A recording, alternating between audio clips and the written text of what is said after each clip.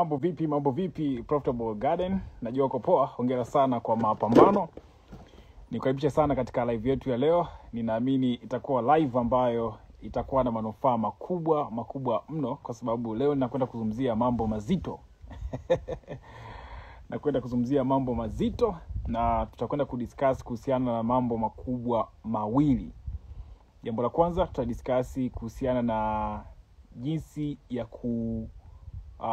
ya kuotesha kiungo kinachoitwa giligilani, au wataalamu kwa lugha nyingine wamekipa jina linaloitwa dhania. Tutakwenda kuotesha hii giligilani. So tutadiscuss giligilani ni kitu gani, lakini pia nitakwenda kukupa formula kama bonus. Nafikiri nitakwenda kukupa bonus ya jinsi ya kutengeneza juice inaweza kukusaidia kuongeza damu.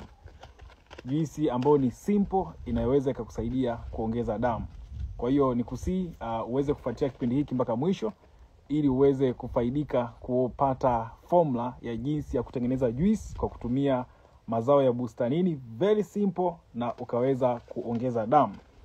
Haya, nikukaribisha sana kama ni mara yako ya kwanza kutufuatilia. Naitwa Ahaz wa Profitable Garden. Mimi ndio muasisi wa wazo la Profitable Garden. Kupitia wazo letu la Profitable Garden tunawasaidia watu kuacha kula mboga mbovu, lakini pia tunawasaidia watu kutengeneza kipato cha uhakika katika eneo dogo. Nataka nikuambie kitu kimoja rafiki yangu. Sasa hivi kama ulikuwa na ndoto ya kutengeneza kipato kupitia bustani, huu ndio msimu wenyewe.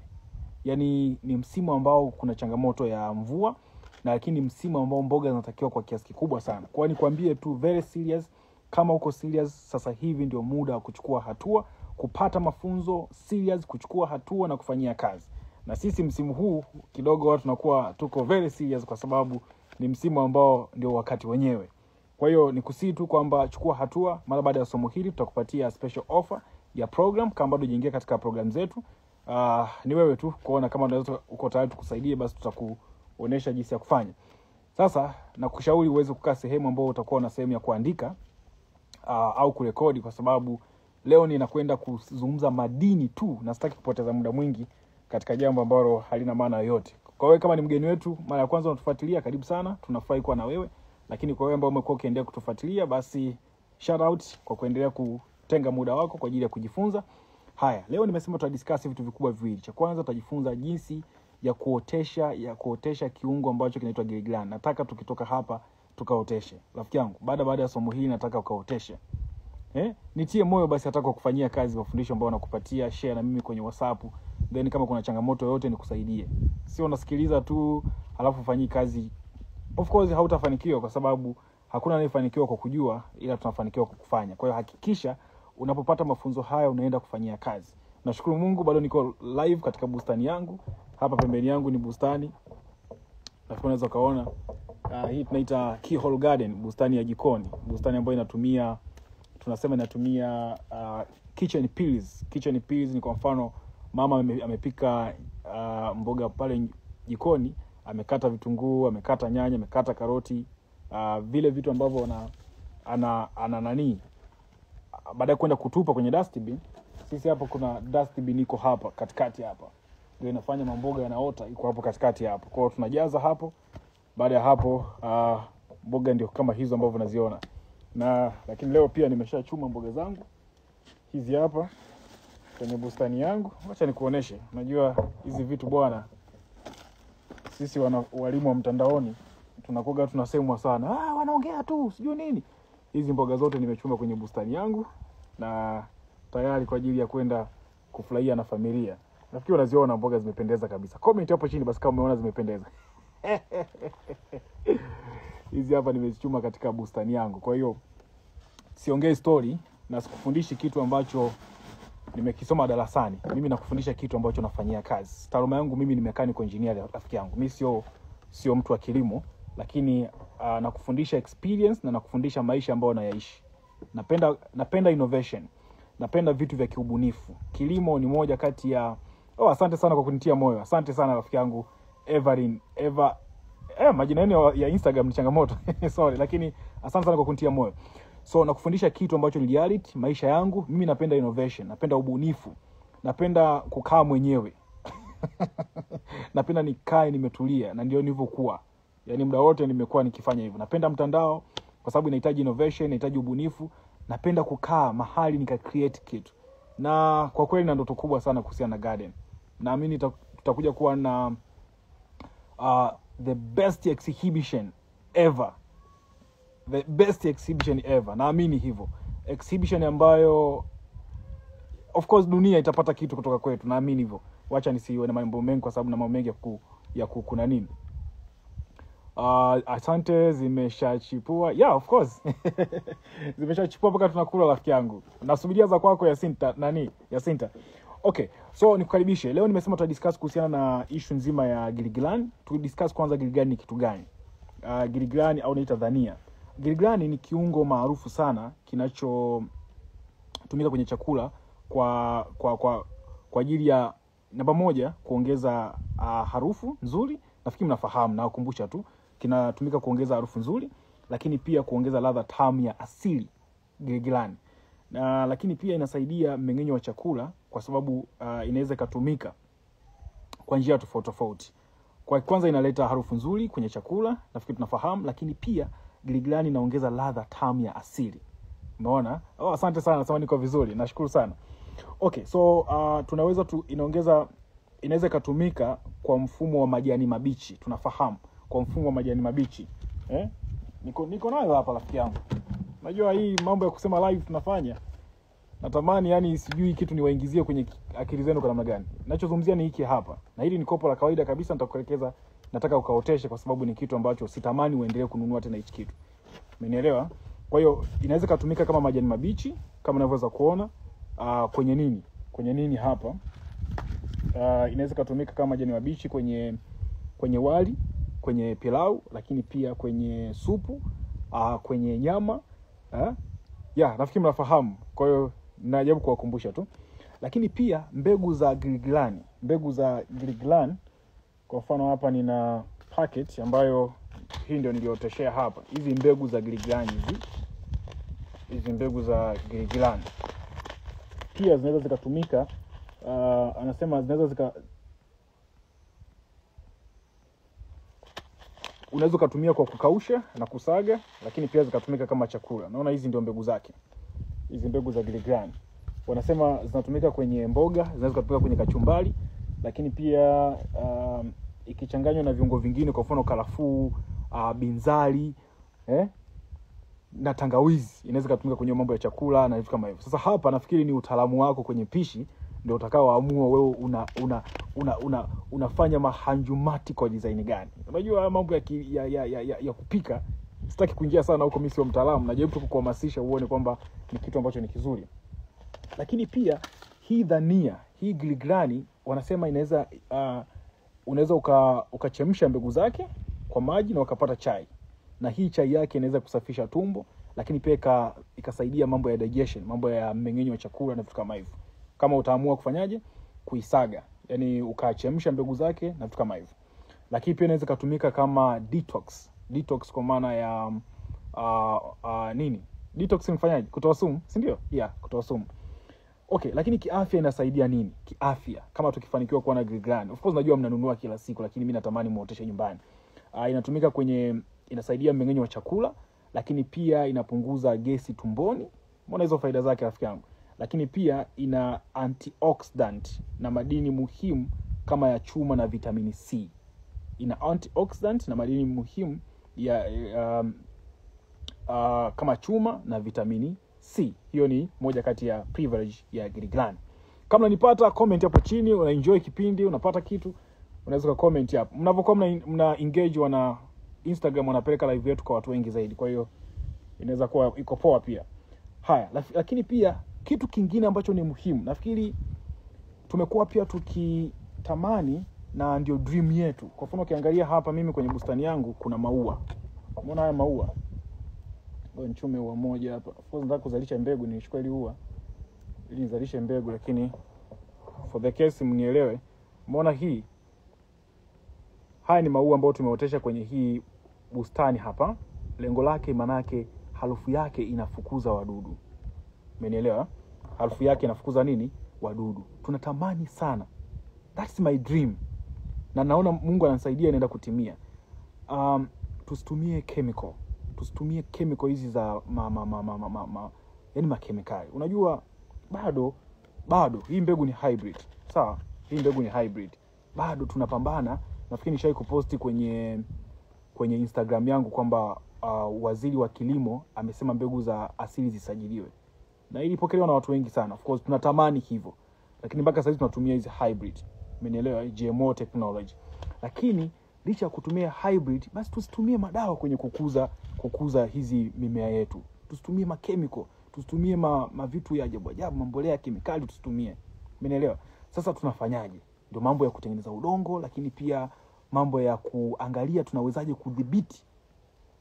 kudhibiti issue ya wadudu na magonjwa kwa njia asili.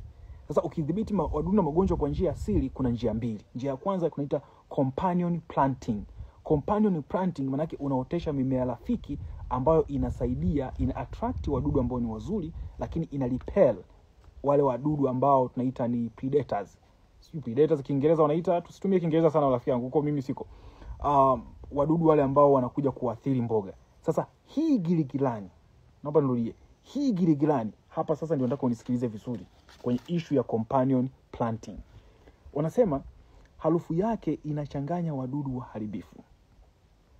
Hii giligilani ukiichanganya kwenye mimea mingine, harufu yake inachanganya wadudu waharibifu.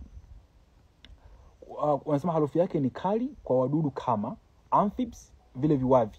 Amphibs ni wadudu wa majani. Kuna vidudu fulani vinafanana kama na majani fulani hivi. Vile vinachanganywa kama hii ya giligilani. Maana yake hii ina kama harufu fulani, kwa ile harufu inachanganya. Lakini pia giligilani kuna wadudu fulani wanaitwa spider mites. Spider mites pia nao ni wabaya sana kwenye issue ya mboga. Lakini kuna wadudu kama caterpillars, wadudu wa viwavi. Wanaitwa caterpillars. Wadudu fulani unakuta wanakata sana, watoboa sana. Wale na wenyewe wanachanganyikiwa kwa hii harufu ya nini? Ya giligilani. Kwa hiyo sasa inawafanya washinde kupata harufu halisi ya mimea mingine. Unajua issue iko hivi kwenye issue ya wadudu. Tunakabiliana vitu viwili kwenye changamoto, kuna wadudu na magonjwa. Wadudu na magonjwa. Sasa issue ambayo ni issue tight kabisa. Yes, aphids. Issue ambayo ni tight kabisa kwenye issue ya bustani. Sio hata magonjwa. Wadudu. Sasa kwa nini wadudu wanakuja? Wadudu wanakuja kwa sababu kuna harufu. Kwa mfano kama ukiangalia mboga kama sukuma wiki, mboga kwa mfano kama figili, kuna harufu fulani wanakuwa wanaisikia ile harufu. Wakiisikia wanafuata. Sasa unapoweka mimea rafiki,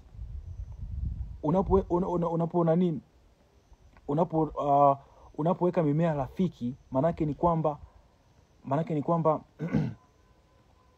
inachanganya ile harufu ambayo wadudu wangesikia, yani wangeismell, wangeisikia ili waje kuharibu ule mmea. Umeelewa? Kwa maana yake ni kwamba hizo zinachanganya. Hiyo mimea ambayo tunaotesha ambayo inaitwa companion planting, kila mmoja unachanganya kulingana na aina ya mboga. Rafiki yetu ameuliza kwamba naomba kuona hilo ua au kama anaweza kujua jina lake. Inaitwa marigold. Ukiligugo huko utakuta uliona. Lakini kumbuka kitu kingine, msiwe najaribu kuwaonesha kitu gani ambacho unaweza kufanya, sio? Lakini sio kwamba ndio kila mmea. Sio kwamba ndio kila mmea. Sisi hapa kwenye bustani yetu tuna viungo aina zaidi ya 20. Sasa kila kiungo kina attract aina gani ya wadudu, lakini kina repel aina gani ya wadudu. Hicho pia lazima muelewe. Kuna vitu ambavyo najaribu kuwaonesha kwamba kuna kitu kama giligilani inafanya kazi yake, marigold inafanya kazi yake, lavender inafanya kazi yake, rosemary inafanya kazi yake, oregano inafanya kazi yake, sijui sage inafanya kazi yake. Umenielewa? Kwa hiyo najaribu kukuonesha kwamba ni kitu ambacho kinawezekana. Lakini unapotaka kwenda deep zaidi, maana yake lazima tukae chini, lakini pia tuweze kufundishana. Haya, tuendelee. Kwa nafikiri hapo umenipata vizuri. Lakini pia hii giligilani inavutia wadudu wema. Ndio hao wanaitwa predators. Inavutia wadudu wema ambao wanaitwa predators, ambao maua sahihi giligilani, ukiacha mpaka ikatoa maua yake huvutia wadudu kama hoverflies, ambao hoverflies huwa wanakula aphids. Haya, lakini inavutia wadudu wanaitwa ladybugs. Ladybugs hawa wanasema ni mashujaa wa bustani, ladybugs. Lakini wanavutia wadudu kama wanaitwa kuna wadudu wanaitwa parasitic, afu wasps. Waelewa tu, wanasema hawa ni wadudu ambao wanashambulia viwavi na wadudu wengine. Yaani hawa wadudu wakivuta, angalia kinachokuja kutokea. Unajua hivi vitu bwana hivi. Mungu alitengeneza mazingira ambayo tungeweza yani tusiwe kabisa kwenye mambo ya kemikali. Sema ni issue ya ugumu wa kutafuta, kujifunza, lakini pia lazima uwepo mtu aliyekutangulia ambaye anaweza kukuonesha njia. Nafikiri hicho kitu mnafahamu. Kwa mfumo ambao kama utafanikiwa kwenye issue ya companion planting, especially kwa mfano giligilani ambayo nazungumzia sasa hivi, ukaacha mpaka ikatoa maua. Umeelewa? Ikatoa maua. Kinachokuja kutokea, yale maua yanavutia wadudu ambao wao kazi yao ni kutafuta, wao si wanavutwa kwenye bustani yako. Kazi yao ni kutafuta wale wadudu wabaya wanaokula majani. Kwa akiona anapiga, akiona anakula, akiona anakula, akiona anakula. Kwa hiyo hivyo ndio jinsi mambo yanavyoenda kutokea. Haya. Naona muda wangu unakimbia kwa kweli na tumechelewa leo kuanza. Haya. Kitu kingine ambacho naweza nikashare na wewe hapa, sasa tuende kwenye steps kwamba tunafanyaje ili tuweze kuwa na giligilani nyumbani kwetu. Jinsi ya kuotesha sasa hii giligilani. Nisikize vizuri hapo, tumalize kipindi chetu. Namba moja, andaa mbegu. Andaa mbegu kwa maana ya kwamba hapa kuna design mbili. Design ya kwanza, tafuta mbegu ya giligilani. Kwa mfano kama mimi natumia hii hapa. Hii hapa ndio nimeotesha, ndio hii hapa. Yaani za hapa ndio hizi hapa. Tafuta mbegu, hiyo ni njia ya kwanza. Njia ya pili, unaweza ukawa umenunua giligilani sokoni. Of course kinachotokea, kwani ukinunua giligilani sokoni inakuaje? Labda nichukue sample moja hapa nikuoneshe kitu. Umeona kwa mfano? Kwani ukinunua si unakata hivi? Si ndio? Hii si ndio utatumia? Hii si inabaki. Ukishakata hii hapa, ukatumia, hizi hapo unaweza kuziotesha. Hizi kiziotesha zinachanua tena. Kwa kuna uwezekano wa wewe kununua mara moja, alafu ukawa unaendelea kuotesha siku zote. Kwa either unaweza kutafuta mbegu kwenda kununua, lakini pia unaweza kutumia hivi vishina kuviotesha na mwisho wa siku maisha yakaendelea. Nafikiri utakuwa umepata idea ya jinsi ya kupata mbegu. Haya, cha pili, chagua chombo. Tumia chombo chochote chenye kina angalau cha inchi 6, ambao wanasema average ni kama sentimita 15. Ni kama nusu kina cha nusu nini? Nusu lula. Haya. Nafikiri unaweza kaona kopo langu hili hapa. Hili ni kopo la maji ya kunywa. So mimi nimeoteshea. Kama hili linaweza likafaa, ukatumia sufuria, ukatumia beseni, ukatumia labda lindoo, ukatumia chochote ambacho unaona kitafaa, lakini kiwe na kina hicho ambacho nimekuambia. Lakini pia kitu kingine, hakikisha kuna mashimo ya kupitisha maji ili udongo usiloe sana. Huku chini lazima utoboe. Hata ukiangalia mimi huku chini nimetoboa. Ukiangalia huku chini mimi nimetoboa. Kwa hakikisha unatoboa maji yasifanyaje? Yasituame. Ukifanya hivyo basi utakuwa uko sawa. Kitu kingine, unaweza kupandikiza hizo mbegu sasa. Kama ni kwa kunyunyizia, unaweza ukanyunyizia, au kama utapandikiza ni wewe tutaamua unafanyaje. Lakini jambo lingine, hakikisha umeweka hili kopo lako kwenye mwanga, kwenye sehemu ambayo kuna mwanga, na lakini pia hakikisha chombo chako kinakaa sehemu ambako kuna mwanga angalau masaa 4 hadi 6. Masaa 4 hadi 6. Usifiche uvunguni ndani huko, haitaota kabisa. Okay, lakini pia udongo wake unatakiwa usiwe na tope.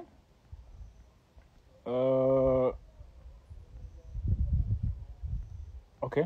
Haya, nimeshakuelewa shamba poa, nitakujibu. Okay, kitu kingine ni kwamba hakikisha udongo unakuwa na unyevunyevu.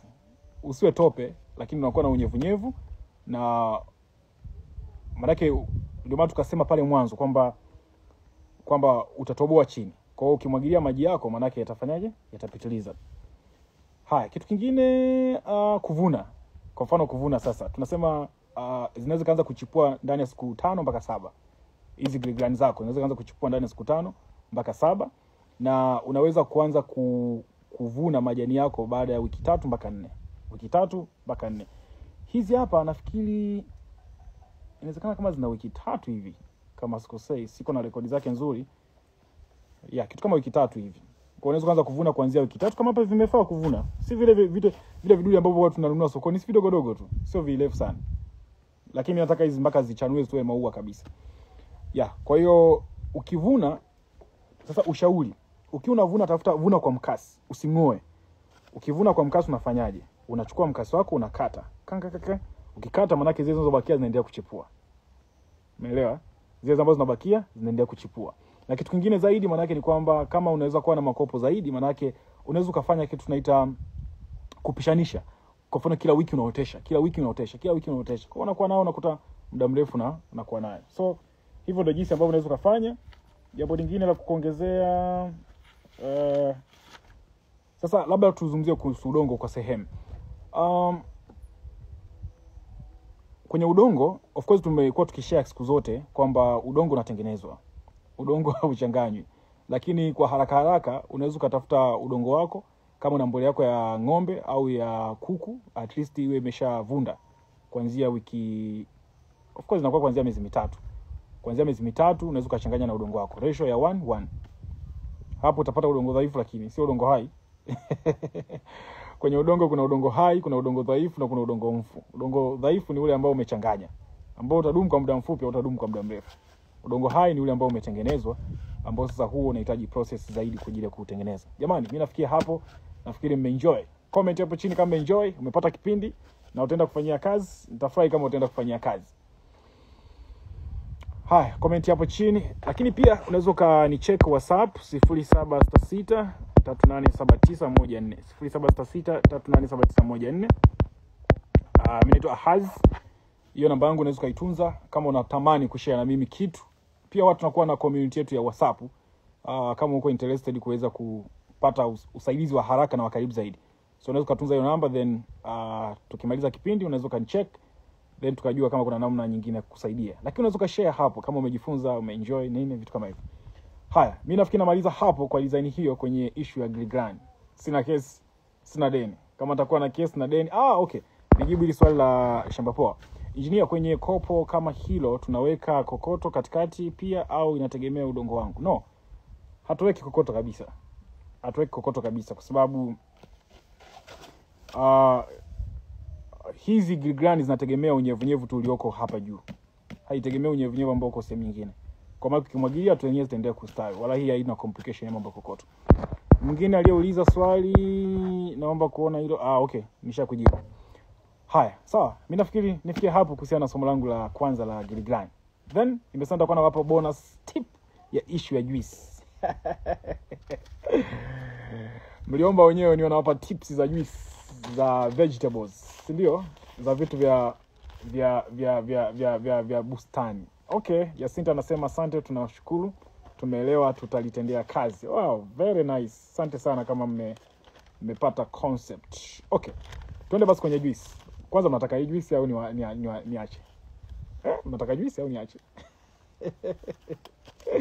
Haya, twenzetu.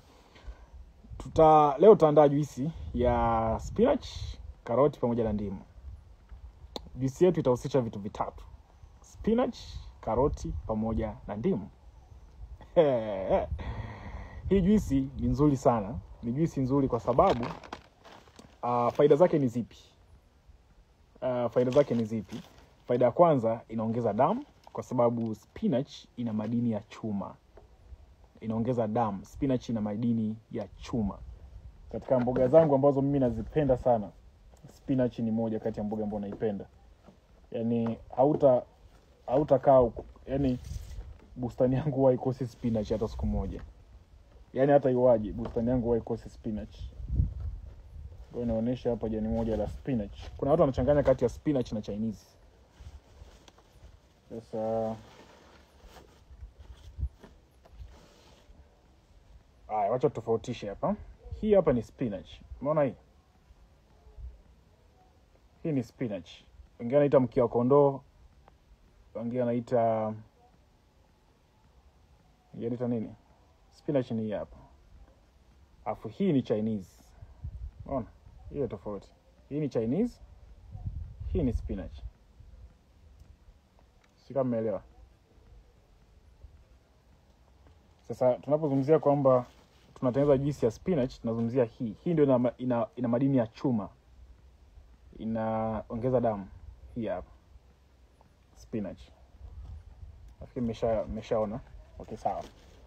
Haya, kwa hiyo nimesema faida yake inaongeza damu kwa sababu ina madini ya chuma, lakini faida ya pili ya hii juisi inaimarisha macho. Faida ya pili ya hii juisi ambayo tunaizungumzia inaimarisha macho kwa sababu karoti ina kitu kinaitwa beta. Ina kitu kinaitwa beta kwa ajili ya kuimarisha macho. Kitu kingine, inatuliza miwasho ndani ya mwili kwa sababu kuna issue ya ndimu. Na pia inasaidia kitu kinaitwa detox. Detox, mambo ya kutoa sumu, si ndio? Yes, kwa sababu utatumia ndimu. Detox.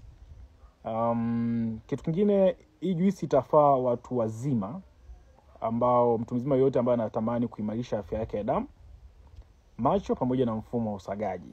Kwa hiyo inamfaa mtu yoyote ambaye anatamani kuimarisha mfumo wake wa damu, lakini pia macho na mfumo wa usagaji wa chakula. Kwa hiyo kama una mipango hiyo, basi itakusaidia. Lakini kitu cha kipekee zaidi juisi hii, wanasema inasaidia kusafisha mwili na kuongeza nguvu bila kuongeza sukari. Inasaidia kusafisha mwili na kuongeza nguvu bila kuongeza sukari. Kwa konsepti hizo, naamini basi twenzetu basi tukaangalie tunaitengenezaje na mwisho wa siku tumalize kipindi chetu. Haya. Tumesema tunatengeneza juisi ambayo itakuwa na spinach, itakuwa na karoti pamoja na ndimu, si ndio? Yes, so juisi yetu itahusisha spinach, karoti pamoja na ndimu. Haya, twenzetu tunafanyaje sasa? Vitu gani tutavihitaji? Namba moja, tutahitaji kikombe cha majani ya spinach mbichi. Kikombe cha majani ya spinach mbichi. So unachoweza kufanya, unaweza kukatakata. Let's say labda unaweza kukatakata majani kama haya hata matatu. So unakatakata tu kawaida, alafu unaweka kwenye kikombe ya kijaa, basi hicho ndio itakuwa kipimo chako. Lakini cha pili, unahitaji karoti. Tulisema sio? Karoti inabidi uzimenye. Ukishazimenya, zikatekate vipande vidogo vidogo. Na zenyewe zinatakiwa ziwe karoti 2, vipande viwili vya karoti. Karoti zile za kawaida kabisa. Sio vidogo sana, sio makubwa sana, za wastani. Kwa na zile unahitaji karoti 2, utazimenya lakini utazikatakata vipande vidogo vidogo. Na cha tatu, tumesema utahitaji ndimu. Ndimu ambayo tutahitaji iwe ni nusu ndimu, sio ndimu nzima. Hapo sawa, utaikata katikati, ambayo yenyewe utakuja kukamulia kwenye juisi, na hiyo utakuja kuikamulia baadaye. Lakini kitu kingine, utahitaji kuwa na maji ya kawaida. Utahitaji kuwa na maji ambayo itakuwa ni nusu kikombe au average kama una vile vikombe vyenye vipimo. Nakumbuka moja kati ya challenge ambayo nilipata tulipokuwa Marekani. Wenzetu wanapika kwa vipimo. Anajua mko 5, kila mmoja atakula labda gramu kadhaa, kama ni kitu cha kimiminika milizi kadhaa. Yaani wanapima kabisa. Sasa sisi huko Afrika bwana, mama unakutana na mama anakadiria mko ngapi? 7. Anapika ugali na hobaki. Na wote mnashiba. Jamani, hicho kipawa. Haya, lakini tukienda kwa vipimo, manake inabidi uwe na maji ya kawaida nusu kikombe, au kama utakuwa na vile vikombe vyenye vipimo ni milizi 100 mpaka 150. Na maji yatasaidia kwenye blender, kwa sababu of course unahitaji kuwa na blender. Kwenye blender yako, manake ile juisi ijisage vizuri, na usiweke maji mengi sana. Nimesema milizi 100 mpaka 150. Kwa sababu ukiweka maji mengi sana yakawa itapoteza virutubisho na inakuwa haina sababu. Sawa. Sasa jinsi ya kutengeneza. Tunatengenezaje hii juisi yetu? Haya. Namba moja, weka spinach yako, karoti na maji kwenye blender. Spinach kama kawaida tulikuwa tumesema ni kikombe kimoja, karoti 2, na yale maji milizi 100 mpaka milizi 150 utaweka kwenye blender. Then kitachofuata baada ya hapo, washa blender yako, saga mpaka iwe laini kabisa. Inaweza kuchukua kati ya dakika 5, haitafika 10, 5, 3 hapo kati, kama speed ya blender yako iko poa. Hatua ya pili utachofanya sasa. Hatua ya pili, utakamua ndimu na changanya juisi baada ya kusaga. Usiweke ndimu wakati unasaga juisi. Naomba sikize vizuri hapo. Ukiweka ndimu wakati unasaga juisi, ile ndimu itapoteza ile testi yake. Tunataka tuisikie ile ndimu. Sasa baada ya kuwa umeshaandaa juisi yako, ndio utakuja sasa utaweka nini? Ndimu yako. Lakini ushauri mwingine, hakikisha hii juisi unakunywa ikiwa bado fresh, usiache ikakaa zaidi ya dakika 30. Usiseme nitatengeneza sasa hivi nitakunywa kesho. No. Tunazungumzia kitu fresh, au sio? So hakikisha unazingatia maelekezo. Haya. So ni wakati gani mzuri wa kunywa juisi hii? Wakati gani mzuri wa kunywa hii juisi?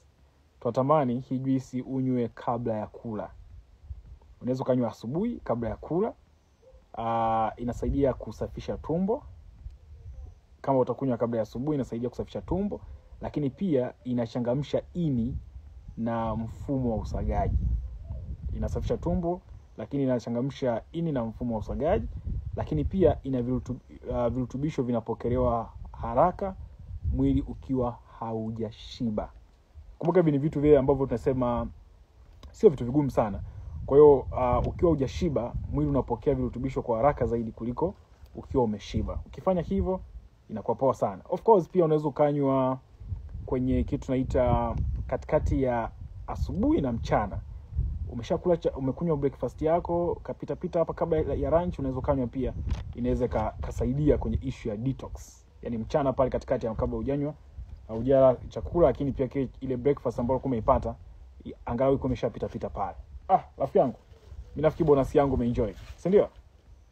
Comment hapo chini kama umeenjoy bonus yangu, then nitafurahi sana kuona comment yako. Okay, mimi nifikie hapo. Nafikiri umeenjoy, umefurahi, umejifunza jambo la msingi. Fanyia kazi yale ambayo nimekufundisha, yatakusaidia uweze kupiga hatua zaidi, na ile ndoto yako ya kuacha kula mboga mbovu inaweza kaanzia hapo.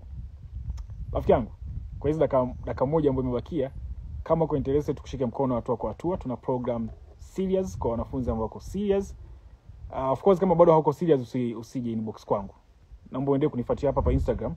Kama bado hauna mikakati ya kuwa na bustani, usije kabisa. Sitaki mtu akunipotezea muda. Unaweza kunicheck kwenye WhatsApp. Namba yangu ya WhatsApp ni 0766 387914. 0766 387914. Andika offer program. Andika offer program. Andika offer program. Yasinta ni kweli kabisa. Hamna kuzeeka kabisa ukiwa Profitable Garden. Andika offer program kama uko serious na unatamani tukushike mkono hatua kwa hatua. Tuna program maalum. Nikukumbusha tu kwamba kama umekuwa na ndoto ya kuwa na garden, huu ndio msimu wenyewe. Huu ndio msimu wenyewe. Usipoteze timing. Kwenye maisha kuna kitu kinaitwa time and timing. Hata haya masomo mbona kufundisha ni timing. Ukiweza kuyamaster, kuyafuatilia vizuri, yatakuja kukusaidia. Lakini kuna siku ambako itakuwa ngumu hata mimi kuweza kuapia kama hivi. Lakini kwa sababu muda ndio huu, ukicheza na timing itakusaidia. Otherwise, endelea kutufollow Instagram. Kama hujatufollow bado, mwalike jirani yako, mwambie bwana aendelee kutufuatilia. Hapa Instagram, lakini nenda YouTube. Tunaelekea weekend watu tunajifunza masomo ya biashara, watu tunayafanyia YouTube. Nenda YouTube, kaangalie, andika Ahazinges, AHAZINGESSY, Ahazinges. Then kama utasubscribe, unaweza kutumia screenshot kwenye nambari ya WhatsApp ambayo tumekutajia 0766 387914. Then tuna zawadi yako ya kukupatia ya somo la udongo. Jamani, mimi niwatakia wakati mzuri na mimi nimeenjoy. All the best. Tukutane wakati mwingine. Enjoy.